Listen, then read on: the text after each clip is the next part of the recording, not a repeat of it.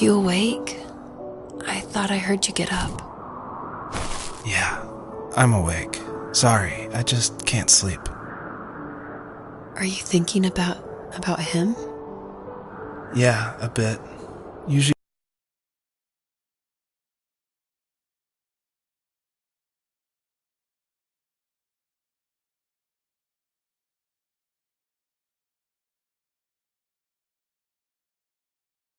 get back to sleep, my love. I'm fine. No, it's okay. What else is on your mind? I don't know. It seems weird, but I had one of the most vivid dreams of my life. I saw a fox on a snowy mountain, just looking confused and worried. Those eyes. I can't get those eyes out of my head. She was running in the windy snow, looking for something. Do you think it has to do with you and what's been going on? I don't know. It was just a dream, Rachel. They're not meant to make sense. A lot's happened the past couple days, that's all. Well, if you're not going to sleep anyway, you should tell me. I want to hear. All right.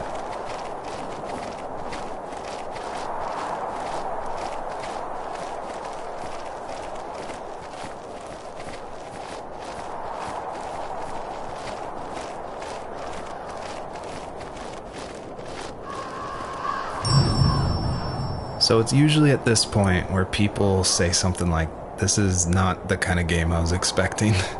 And that happened a lot at PAX West when I showed it. We'd have little kids play it, but then they see a dead fox cub, or a kit is technically the word, but cub sounds, I don't know, it sounds better. Like Wes Anderson uses it in Fantastic Mr. Fox, so I thought cub would be alright. But anyway, having this game, I wanted it to be more serious. This game is based on dealing with the death of my father, which was the hardest thing that's ever happened to me and my family. But I don't want to talk about it here, and I didn't want to talk about it with anybody really to this day still. It's very personal. And that's why I made this game. That's exactly the reason. Because I wanted to get those feelings out and like communicate with people without like talking about it. And so that's what the first tree is. It's me dealing with my feelings, and it was a personal project, and it was just me, and it actually, like, I'm really glad I made it, but it wasn't easy to make, I guess is what I'm saying. So, not far from her home, she followed that path to something unexpected. She couldn't stay, though. She had to find her other 2 children. So she took that path. She followed it towards something ancient, something with answers.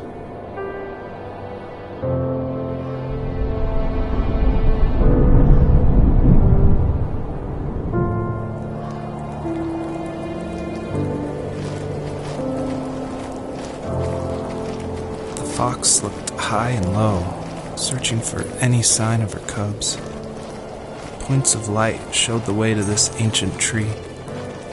It was as if each one had a story to tell, all their own. The land was trying to tell my story, too. I felt like I was right behind her the whole time.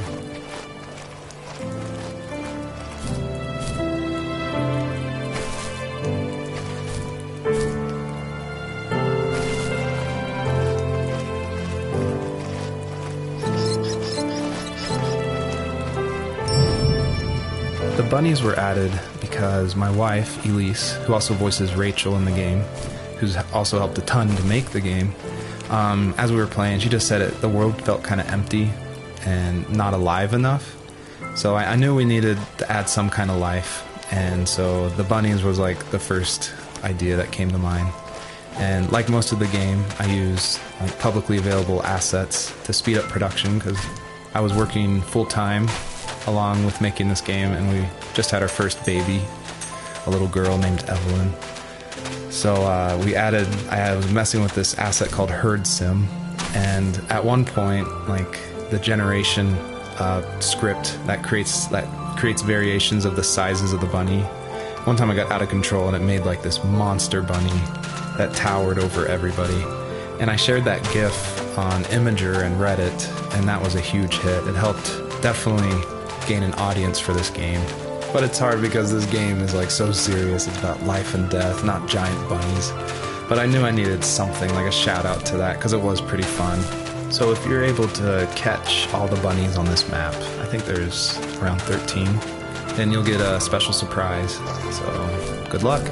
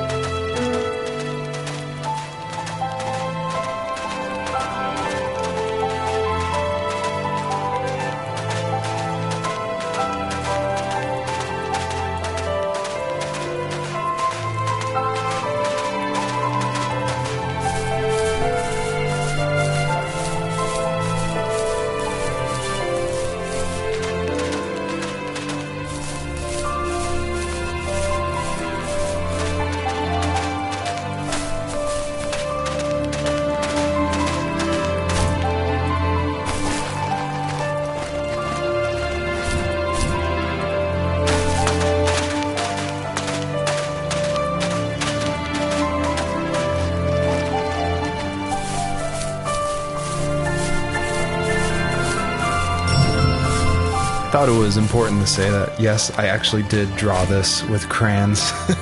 And it was just funny to me one day that I was like, I'm working on my game, and I pulled out my little 1-year-old's like crayon set to draw this item for this game. I just realized just now that I probably threw away the original. I probably should have kept it and given it away to somebody, but oh well.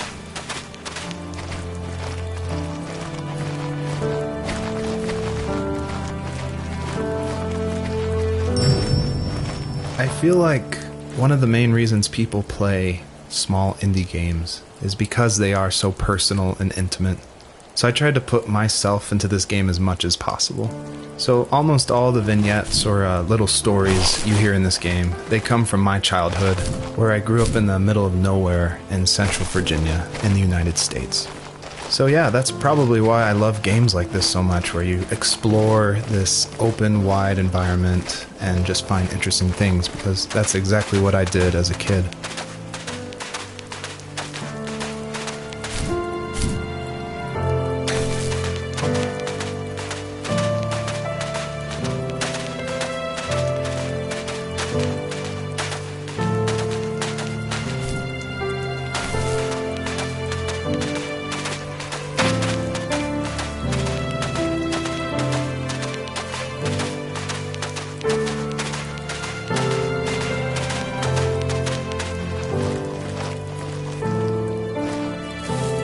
Do you remember what my dad did for a living? Wasn't he like a lumberjack? That's one way of putting it. If wood was a canvas, then a carving knife was his paintbrush. Even after working a 50-hour week, even after his hands were more splinters than skin, he would bring home the nicest piece of Alaskan weeping cedar and make me toys. That wooden train was the first toy I can remember, and I loved it. I just knew from a young age I was going to be a lumberjack, like my father.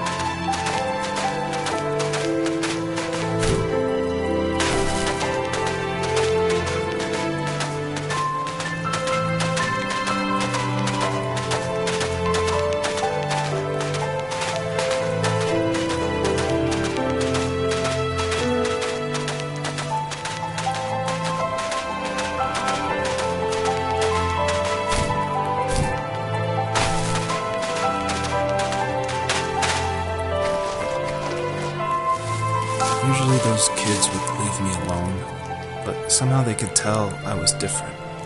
They made fun of how far away I lived. They called my dad a sourdough. I was a blabbermouth as a kid, telling my dad stories I made up for hours. But after that show and tell, I didn't tell him much anymore. He didn't know exactly what was wrong, but his best guess was that the toys he carved weren't cool enough. He carved me a tank and tried to tell me what it was like to be in a real tank as a serviceman. I didn't know your dad was in the military. Yeah, in the army. The sad thing is that I'd pretty much forgotten until just now. There's so much I still don't know about him. I'm sorry. He knows how much you love him. You're going to see him again soon and have some closure, I'm sure.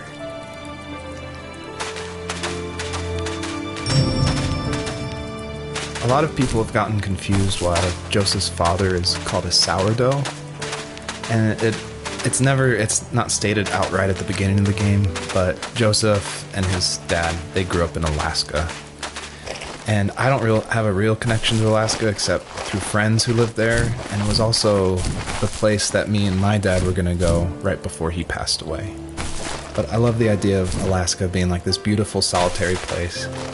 But anyway, what that has to do with sourdough is it's an Alaskan slang term about like someone who lives in the backwoods, like a redneck in Alaska. So I thought that was just to put some authenticity into the game, I added that word.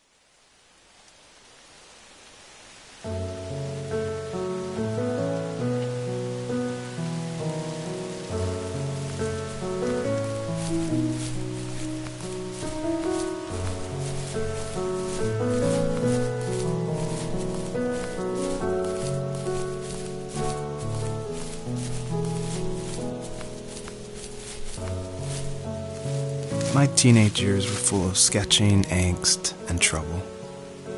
I wasn't popular or unpopular. Maybe just forgettable.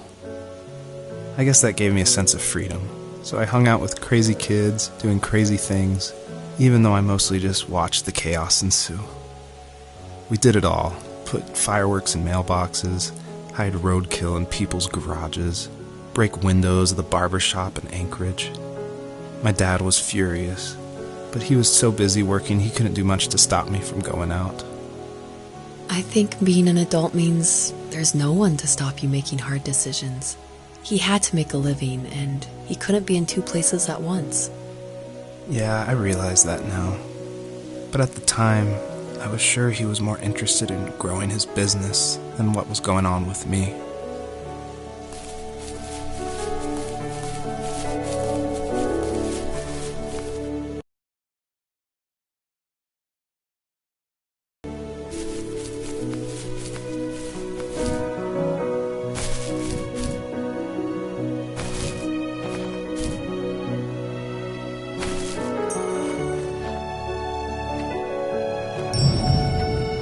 This is the level that I showed at PAX West, which was a crazy dream come true that this hobby project was being shown next to all these amazing indie games.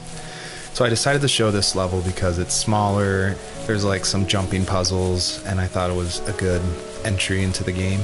But the one thing I can't seem to forget is right before we opened to the public, there was an indie dev superstar. Like, you've definitely heard of his games. And I was like terrified. He wanted to try it out. So I said, of course, like, please give me your feedback. And he was super nice, super talented, of course.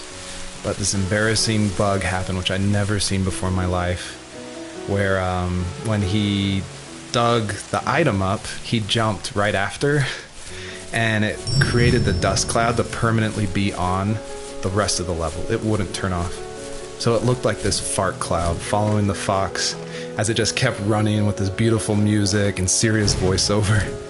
And it was horrible. I think about that every time I look at this level. But, you know, I was able to fix it, so I'm glad someone could at least find that bug. I always wanted this game to be very meditative and relaxing, but I know there's a balance between keeping the player's interest. So I added this butterfly jumping mechanic just to like spice things up. I used a plugin called Playmaker for Unity, which in a visual editor lets you do interactive things, which is perfect for me because I do come from a film and design background. But on the flip side, I really wish I was good at code, because this jumping mechanic, the jumping mechanic in the whole game actually has frustrated a lot of players. But hopefully I've been able to fine-tune it, so it should feel a lot better now. I would just hate that this meditative game would get frustrating, so I've lowered the gravity, I've made the jumps more consistent, so hopefully people can just focus on the world and the story.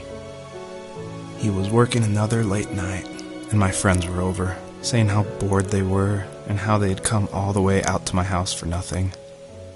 One of them mentioned how that old, ugly beyond belief truck was still in the garage, and how we should take it for a spin. I was only 15, so I kind of fought it for a while. The next thing I knew, we were careening around the mountain path, rocks spitting onto the sides of the cliff, while my dad's cringeworthy bluegrass blared out the speakers. I drove while my friends were in the back of that yellow and purple truck, throwing beer bottles and trash at anything remotely interesting. Felt like I was soaring in the air with borrowed wings. But all good things have endings.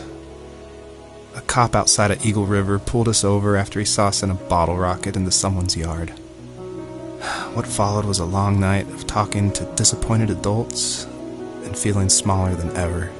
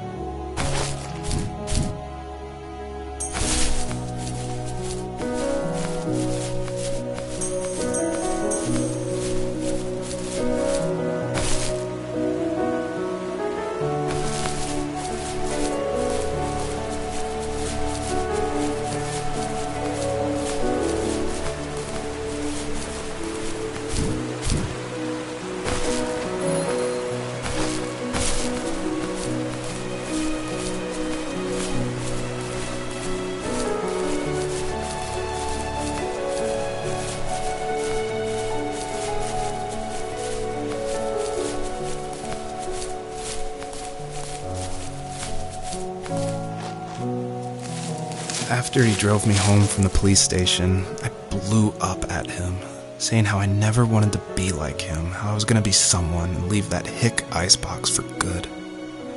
He just looked forward at the road with tired eyes. I took out that bluegrass tape from the cassette deck and chucked it out the window. In my sage teenage wisdom, I thought I had proved the ultimate point. But my dad had a different idea. He slammed the brakes, slowly bowed his head while gripping the steering wheel, and finally looked at me. All he said, like it was a polite request, was, "Make this right." I sat there in silence, fuming, but I eventually got out and combed every square inch of the woods, muttering profanity after profanity. I found it 30 minutes later, near a small waterfall off the road. I went back to the truck, put the wet tape back in, and sure enough it worked. We didn't speak another word to each other the rest of the night. Wow, I knew you were a crazy teenager, but... It's hard to believe, isn't it? It surprises me too. It's like I didn't really know who that kid was back then. I bet my dad thought the same thing over and over. It's almost like he was saying, "Make this right," to himself, more than to me.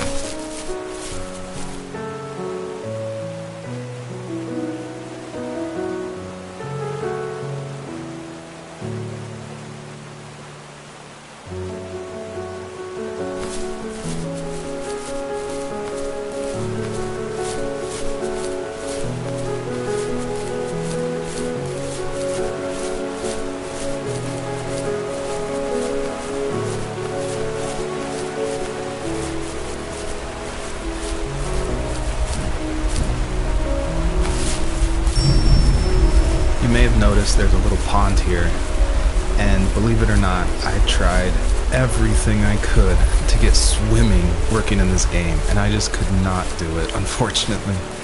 And so all the water in this game you can just stand in, which is, it still like bums me out, but the systems were not working, it was buggy. So I just had to throw it out, which, you know, I think it's okay. Like, I wish it was there, but again, the focus of this game is on the story.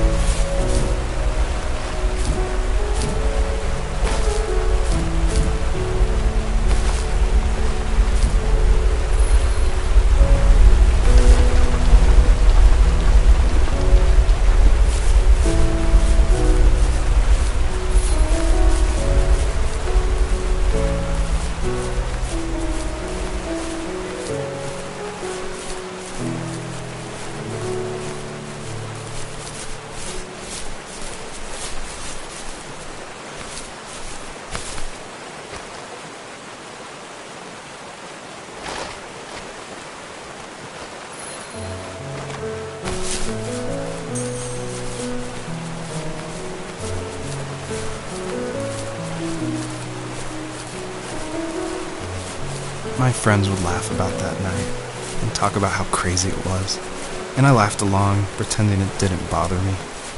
But it did. I imagined my friends growing old in the bush and able to find that thrill in those godforsaken ice fields. It's like those mountains were a literal wall, keeping me from leaving, where all I would have to look forward to are lumber yards and evening piers. I had to climb over. That was my only goal for a long time.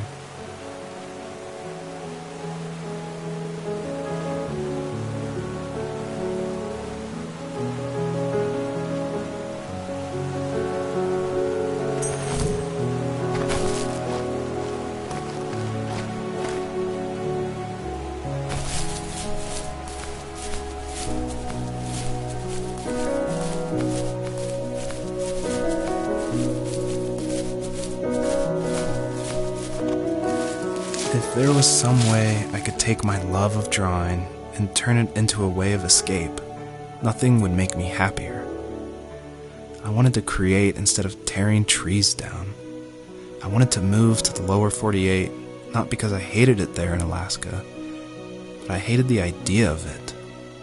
It's like all of that spite inside me had created this monster which followed me around my whole teenage years. I put so much energy into doing what others didn't expect of me. Why did I do that? There's one fact you're forgetting, though. If you didn't have that fire in you, we probably would have never met. You're absolutely right. Maybe the destination is all that matters in the end. But then why am I awake? Why am I seeing this fox go on her journey? And why can't I stop thinking about my dad?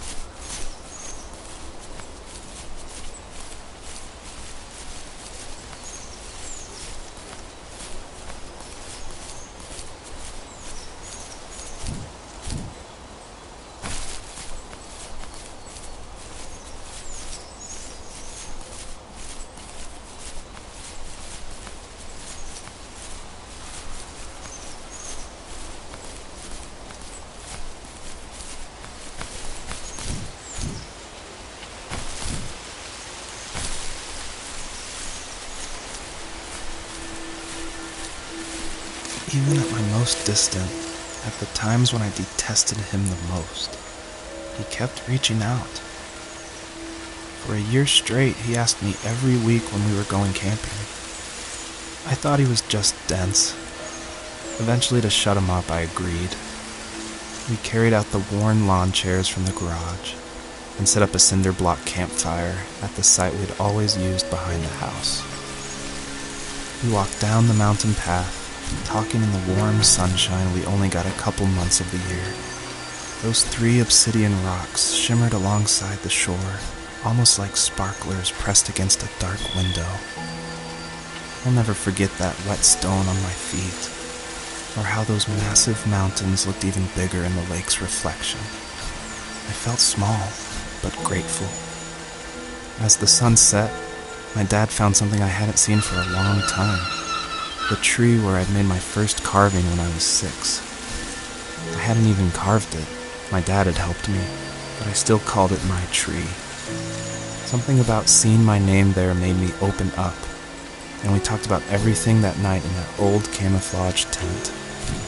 I told him how much I loved sketching and design, and how it would be a dream to study architecture in Seattle. I told him how I didn't get along with my friends much anymore, but that I didn't mind being alone. He told me he was there for me, and he joked that if all he had to do was write my name on a tree to finally get me to talk, he would have left me carved logs with novels on them in front of my room every morning. I don't know why it took me that long to realize it, but it was then I knew how much he had sacrificed for me.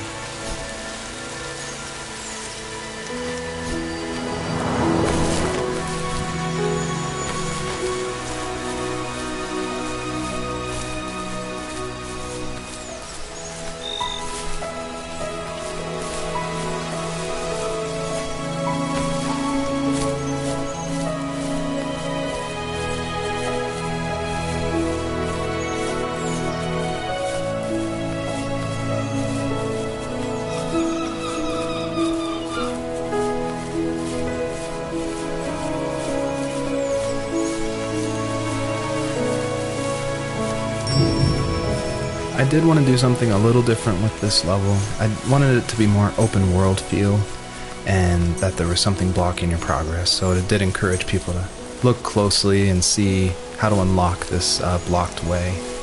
And I do like just walking around this level and listening to the beautiful music by Josh Kramer. His work really sets the mood for the whole game.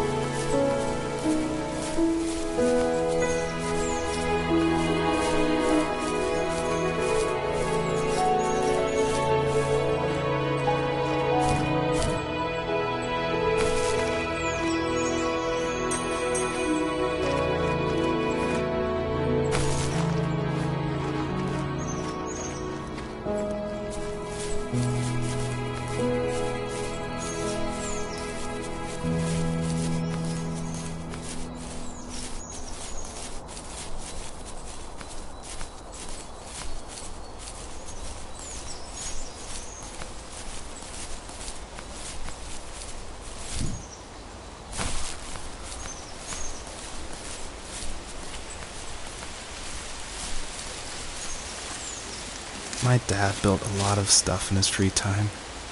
If he wasn't watching fly fishing or reading Tom Clancy novels, he was carving something. He made tons of birdhouses. Not that he was into bird watching, but I think he really missed working and adding on to the home. If he couldn't afford the time to build onto our own house, he would have to settle with watching birds move into their little homes. We kept an old mattress in the bed of that ugly yellow truck, so we would drive it deep into the woods and then watch the birds fly into their houses while the sun set. Usually it was accompanied by venison jerky or cold Coke, but not a lot of talking, which is how we both liked it.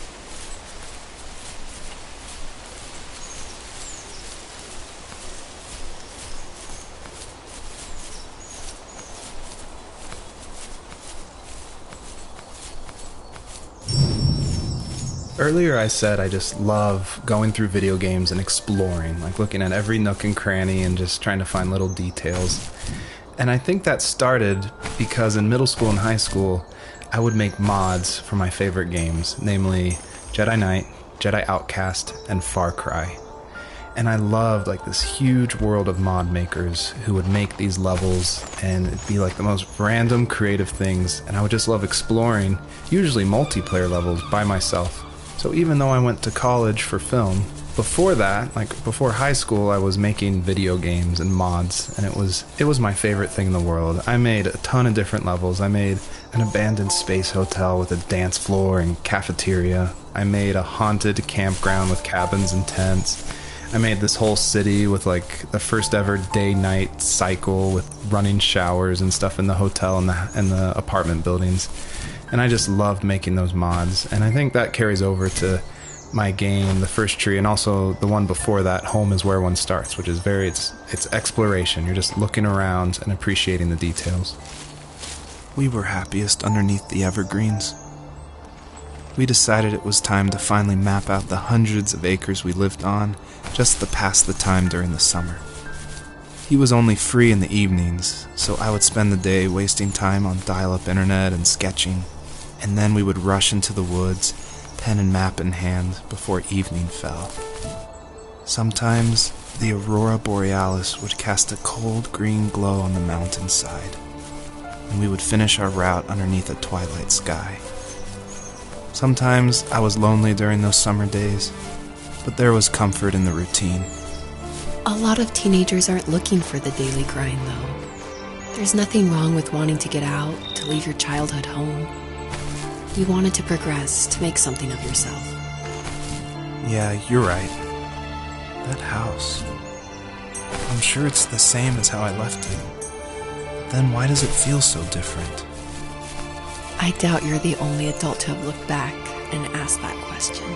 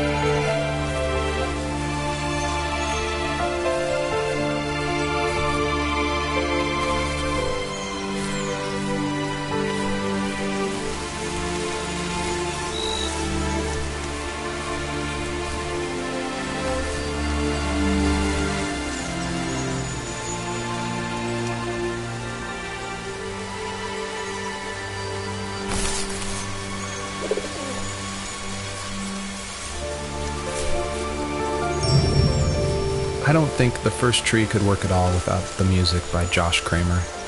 And his music, it's actually publicly available to license, and so it was affordable for me since this was a hobby project.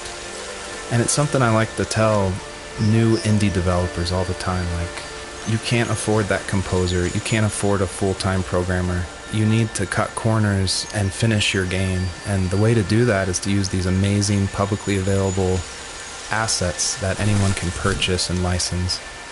And so his music is incredible, and I actually haven't talked to him that much. I've just emailed him.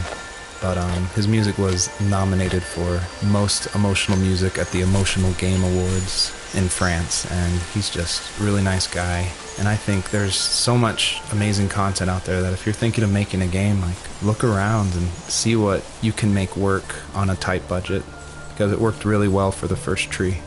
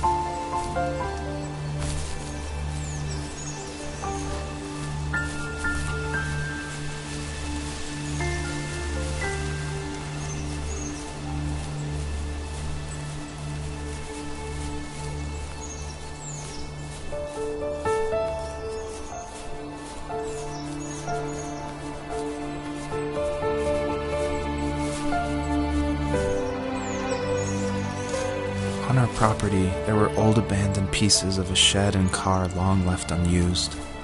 I used to ask him all the time who those people were that left all this junk, and I'm sure he got so tired of hearing it that he made up some elaborate stories how a brown bear ate them and haunted the woods afterwards. What's funny is I think it made those people seem more real. Growing up thinking they were still hanging out like they couldn't say goodbye. I used to tell my friends how I could swear I saw spirits move near the water, and that always freaked them out. I guess it didn't bother me, because the way I saw it, they were normal people with old cars and sheds, just trying to figure out how to survive and be happy in the middle of nowhere. It was a cool thought that they didn't want to leave, but you know, I was a weird kid. Well, you had good company since those ghosts like living in a place where they were brutally devoured.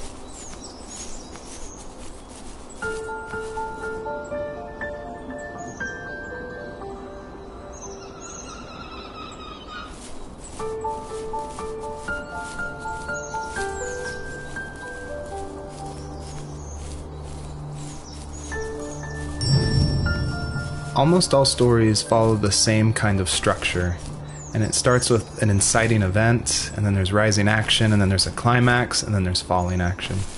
And it's actually really difficult to make an interesting story where you only hear these two people talking, and it's spoken through a dream that's already happened, and the most of the action is about this animal that isn't directly related to this couple at all. So I don't know what I was thinking, but my hope was that it would create some interesting things and connections that I didn't see before.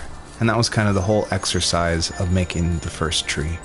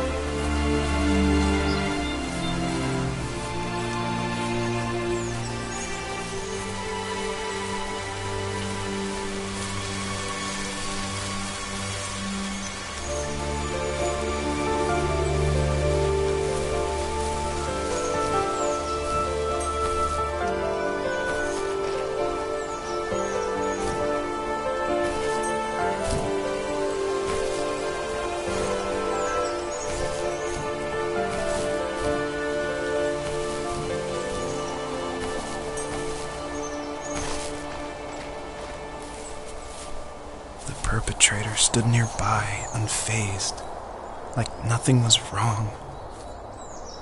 My dad is dead, and he's never coming back, Rachel. I can tell you these stories, but I can never reminisce with him again. He can never hold a grandchild that we'll probably never be able to have. I can never talk to him again, and I'll never be able to say I'm sorry for everything.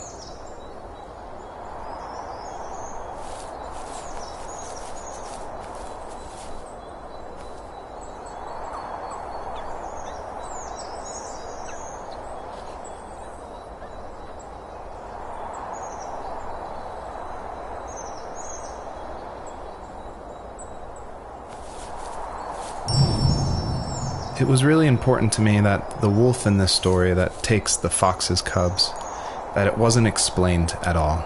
Like, it's just this entity that's in the background. And of course, it's supposed to represent something bigger than a wolf or even the fox. It's supposed to represent like the specter of death. And it comes when you least expect it. There's no justification. He's just there, always watching.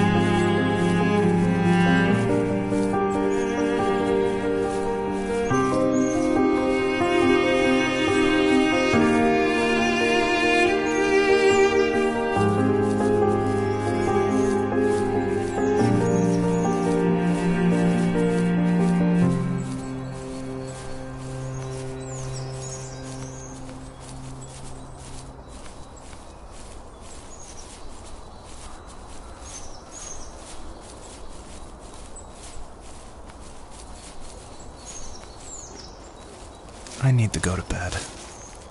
I just can't talk about this anymore. Good night.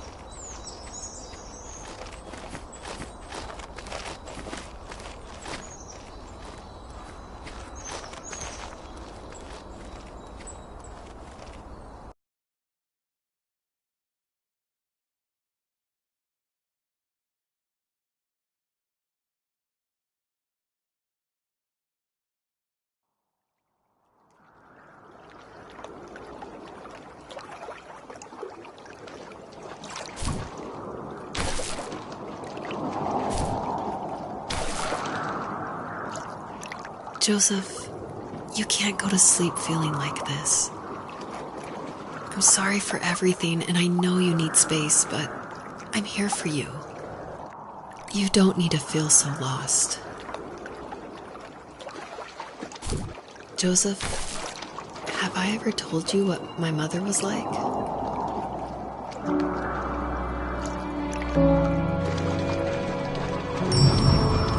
Hello, my name is Elise Whaley, and I was the voice actress for Rachel. I'm also David's wife, so that was convenient for working together. I was actually the voice actress for his first game, Home is Where One Starts, and I guess that I did a good enough job that David wanted me back, so I did the voice acting for this one as well. David definitely coached me through it because I'm pretty inexperienced when it comes to that. Home is Where One Starts was my first time ever doing voice acting of any kind, and we watched a lot of trailers of movies we liked to get the voice right of female leads who were talking in the trailer and try to mimic that and bring that into the game so that had the right kind of feel and the right kind of atmosphere for the voice. My character actually is the same character from Home is Where One Starts. If you've played that game, you probably connected that together. And this is her probably about 15 years later, maybe 20 years later in this game. I was happy to revisit the character of Rachel. We kind of leave her in an ambiguous spot in Home is Where One Starts. It definitely ends on a hopeful note, but there's not a lot of details. And in this game, you see that she's able to move on through a lot of her issues that she had from her abusive home and be able to start her own family and start a new cycle without that abuse, which I think is really inspiring. You know what it's like not to have a mom at home. And you know how hard that made my childhood. What helped me was watching the birds in the morning before the school bus came. I thought that my mother was one of those birds, and it made me want to be free like her. My mom taught me how to fold origami cranes while she was in the hospital. So I told myself I would fold one every day until I could fly myself.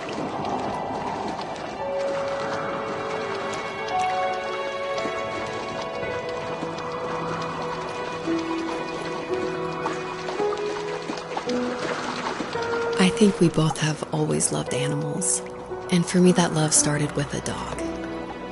Sometimes this Rottweiler would come up to our property line and wait at the fence for me, but only once in a while. I was sure to check every day immediately after school, and it usually ended in disappointment. I would even steal money from my passed-out dad just so I could buy these off-brand dog biscuits. Even when she did stop by, she never went beyond the fence. Why was she so scared? So it's always interesting working with your spouse because, especially on a creative project, because they want your feedback, but it's something that's also dear to their heart, and they're dear to your heart, and you definitely don't want to hurt their feelings. So I was a little nervous when David asked me, he had finally finished writing the script, and he asked me to go over it and see what I thought. And I had minored in English. I majored in art, but I minored in English, so I felt like I had a little bit of experience. But I was definitely like a little scared because you don't want to be too harsh, but you also want to be honest. And it was the biggest relief when I read the script, and I was like, oh good, my husband's a good writer. I don't have to change that much about this, just a few like grammatical things. And that was just like the biggest relief for me because it can be a tricky balance working with your spouse and making sure that that honesty is there, but also that love and the support is there as well. I think my dad was the opposite of your dad in almost every way, except he was in the military as well. He coped with alcohol of every kind. The trailer started falling apart, he got angry, and I withdrew. More and more I became the weird, quiet kid who made lots of origami birds and carried dog biscuits around. I think we were pretty similar when it came to being the weird kids. And that same sincerity in college was one of the reasons I was so drawn to you. Life got worse and worse. And at one point, I really didn't think I could survive another day with my soul still intact. I had no real friends, let alone neighbors, since we lived in the middle of nowhere. I should have talked to my teacher, but I was scared what he would do if he found out. As I waited for the school bus one morning, I walked around until I found something in an abandoned shed. Something I can't put into words. So we're talking about Home is Where One Starts a lot, so if you haven't played that game, maybe this doesn't make as much sense, or maybe this is a little plug that you should go play it. But in that game, it actually features one of my artworks. I work as an artist and paper cutting, actually, and David used one of my artworks as a graffitied stencil in Home is Where One Starts that's against the wall of this shack. And it actually shows up again in the first tree, just a fragment of it. The first tree, the title actually comes from one of my artworks that I made back in 2015, I want to say. And I made this artwork while I was pregnant with our first child. And it had a lot of meaning for me, and David actually helped me come up with the title. And he asked it because I was really struggling. I was like, I have no idea what to call this. And I always go to David for title ideas and to bounce ideas off of him. And that's like the only way I can ever come up with a title is by talking with him. So we were talking back and forth and looking at this artwork, and he said, well, what kind of like movies or shows were you watching while you're making the artwork? Because my work's pretty tedious, so sometimes I'll watch a show or do some Netflix binging while I'm creating it. And I was like, oh, I actually watched Tree of Life a ton.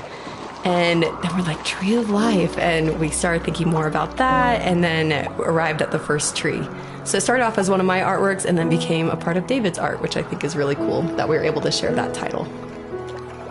I summoned courage I didn't know I had, and I broke into my dad's room and found the key to the shed where he had locked my bike.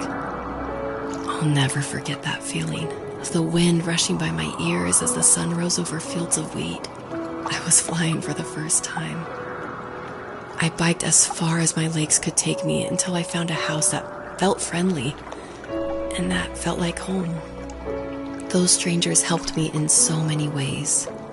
And if it wasn't for them, I wouldn't have found my foster family. And if it wasn't for my parents, I wouldn't have met you. You have strength, Joseph, and you're not as alone as you think. It's all just so pointless. Just waiting for life to happen. It's like having the home I always wanted is cursed out of my reach. The thought of being a parent myself. How could I do that when I couldn't even be a good son? I'm sorry. I know what you're saying. I just don't know how things will work out. These quiet hours will turn into years. We'll wonder which roads passed us by. Then we'll forge a new road together. Besides, I discovered for myself that one fateful morning where any hopeful road leads to. There may be thorns in this, but it always leads to the same thing. And what's that? Family. I'm so glad that you're part of my family, Rachel. And I'm glad you're part of mine.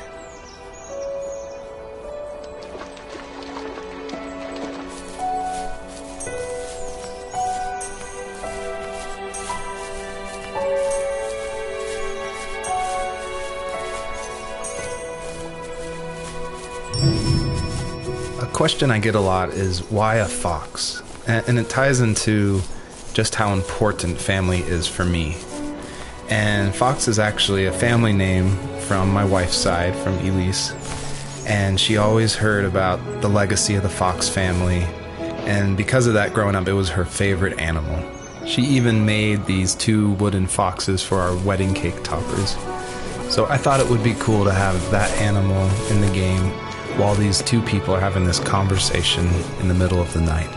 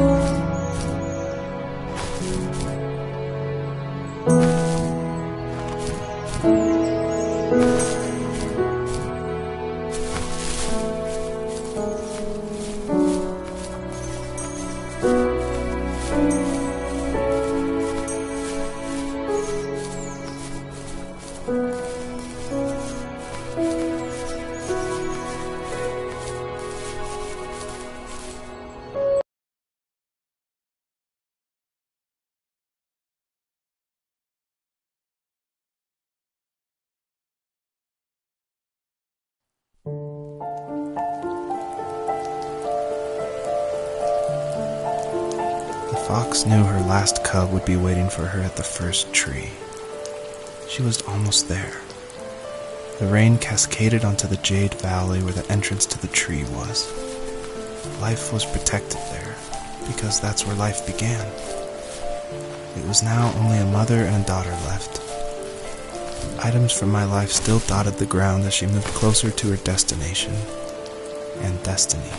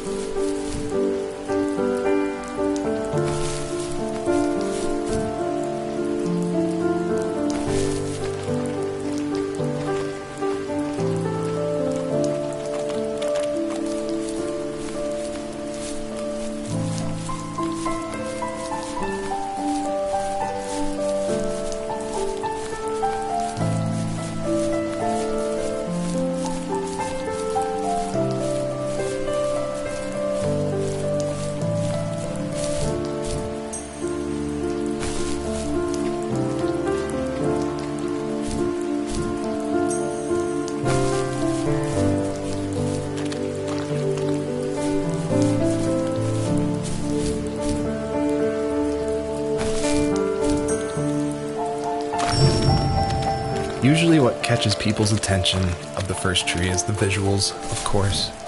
And I was inspired by a lot of people making these levels. The second level is inspired by just these beautiful autumn photos of a real forest. And this level, the Jade Valley, is inspired by the artwork of Heather Penn, who did the Overland games. I just love those greens with a lot of gray in it. I love the strong vignettes in the corners of the frame. And of course, this environment pack was made by the very talented Swedish designer Mikael Gustafsson. And of course, his initial designs inspired me, and I was able to build off of that. And I'm really grateful that he allowed his environment pack to be made publicly available. At the end of high school, I felt something I hadn't felt in a long time. Drive. I looked into the best architecture schools on the West Coast, and got a dose of reality when looking at other students' portfolios and the high cost of tuition. I still wanted to be something, to be the next Alvaro Siza, and to make those thousands of sketches worth something in my grand history. But now even an internship sounds impossible. Siza helped me understand how essential emotion is in architecture. And he also said light is the real composer of space. I like to think these glints of light, like not finding a job, or even a strange dream about a fox, are something I should be thankful for, even if the illuminated space is something I'm less than comfortable with.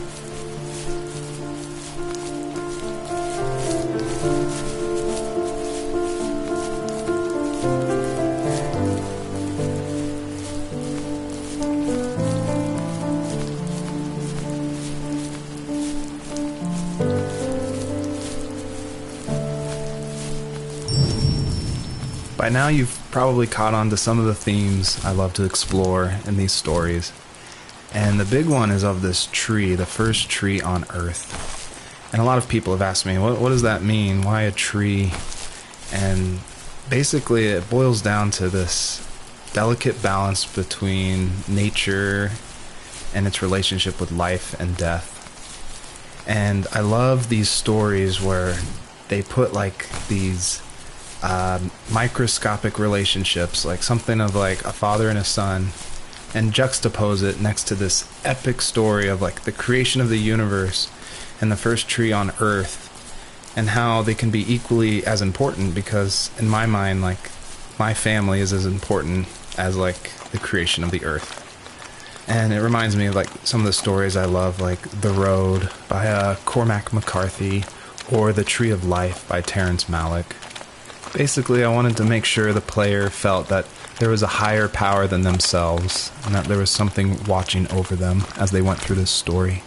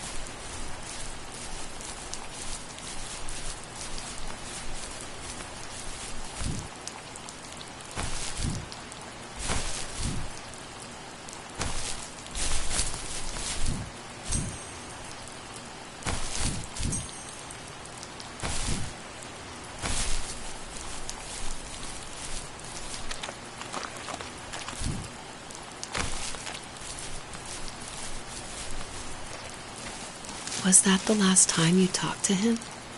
No, I called on holidays, and he would call on my birthday. I guess we acted like nothing ever happened, which was stupid. Didn't want to ask about his lumberyard, and I'm sure he didn't want to ask about my job search. I never went back and visited. I think the last conversation we had was about what movies we had seen and what exactly a best boy is in the credits. I thought he would be here so much longer.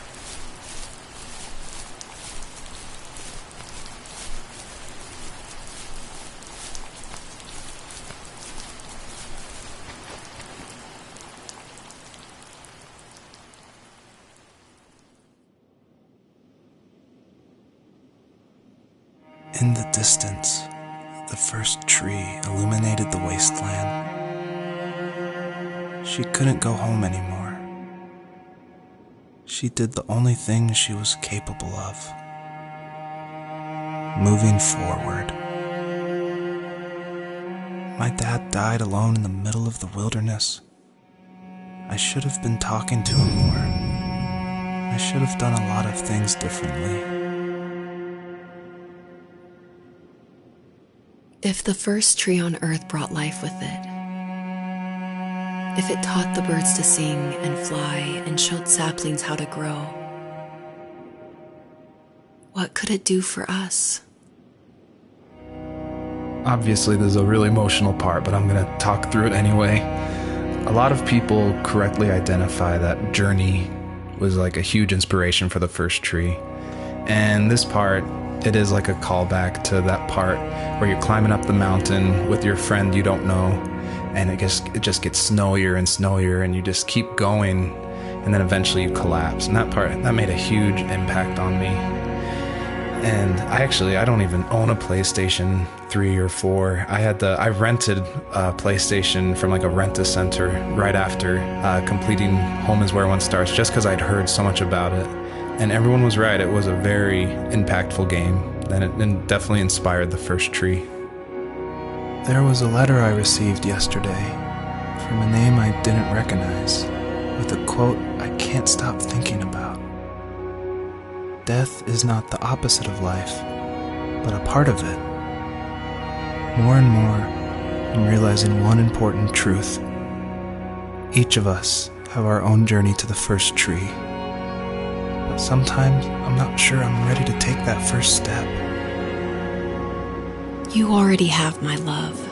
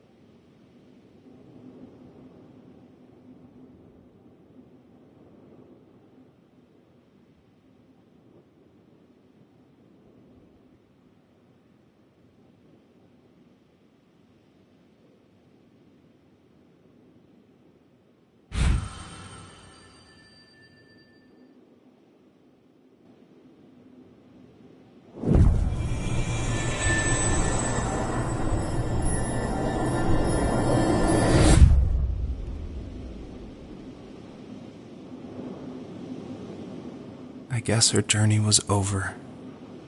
But I have no idea. It was only a dream. A distraction from tomorrow. I don't think dreams normally bring back to memory so many important feelings. Maybe it was just a dream, but it was also a gift. Yeah, I suppose. But tomorrow we're getting on a plane to the last place on Earth I want to be. The only person that would have made the trip worth it is gone. You're going to see him and be with him one last time before you say goodbye.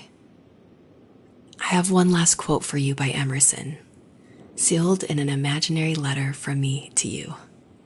It is the secret of the world that all things subsist and do not die, but only retire a little from sight and afterward return again. Go to sleep, my love. We have a big day tomorrow, but I'll be there with you every step of the way. Thank you. Thanks for listening. Good night, Rachel. Good night, Joseph.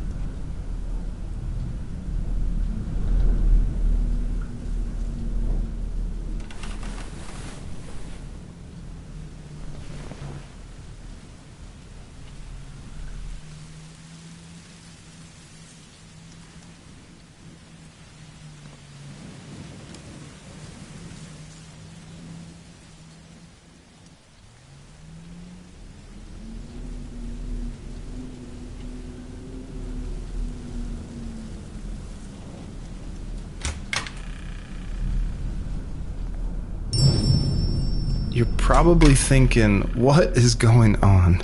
And that was definitely my intention for this epilogue part of the first tree. This is my favorite part. This is the part I'm most proud of. And it definitely, it's supposed to evoke this, what is going on? Where am I? I was not expecting this. When I was marketing and blogging about making the game, I never showed anyone this part. I never told anyone. I never shared screenshots. I wanted it to be a complete surprise. And I also wanted it to feel a little creepy because it's totally inspired by those nights where you wake up in the middle of the night and you can just hear the sounds of the wind outside the house and you can't sleep. So you walk around in this twilight stupor. And I would say the whole first part of this game where you play as the fox, its whole purpose is to set up for this conclusion. So yeah, I would encourage you to look around and see how many things you recognize from the earlier part of the game. I tried hard to foreshadow this epilogue just because I wanted it to be a surprise, but I didn't want it to feel too out of place that it would be humorous. And so Joseph, earlier in the game, he would say things like, I felt like I was right behind the fox the whole time. In my mind, the camera perspective acts as a metaphor for who the player is, what they're seeing, if the camera represents Joseph, or just that video game trope of having the camera follow you. I guess the big question I wanted the player to ask themselves, is this a dream as well? And if so, does that even matter?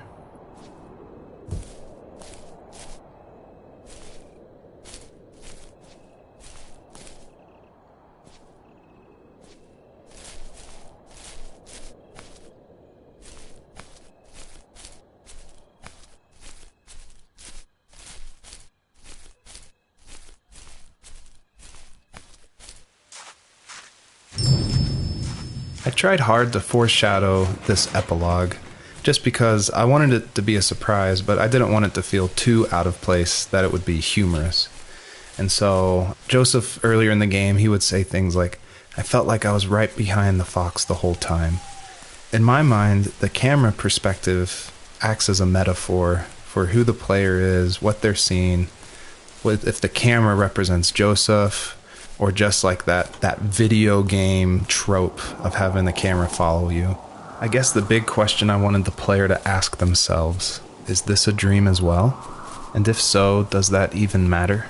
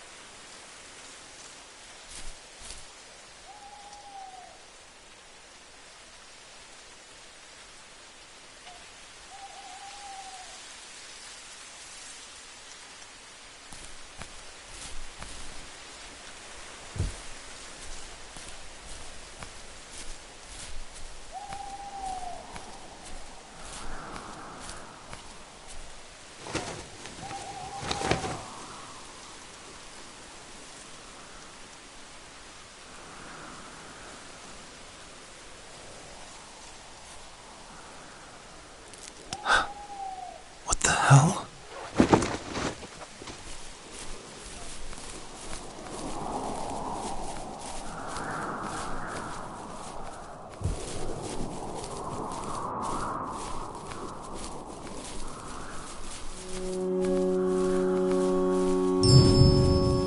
I purposefully fade out the crosshair in the middle of the screen because I wanted it to be a direct callback to the camera following the fox in the first 5 levels of the first tree. I wanted to go for that gut reaction that this was very familiar, yet totally in a different world.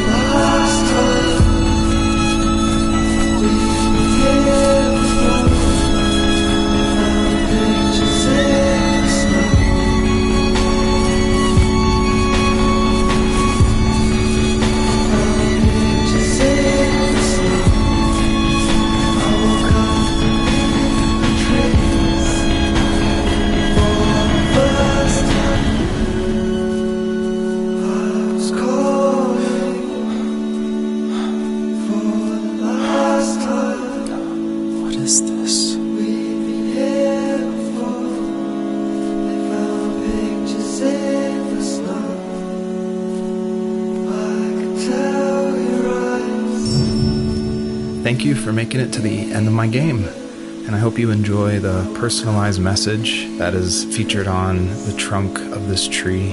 It's a message submitted by another player that's retrieved from a database, and it's retrieved at random. And I did this because I wanted people, even if they feel alone through trials of death, that there is a community, an invisible community supporting each other. So thanks for playing.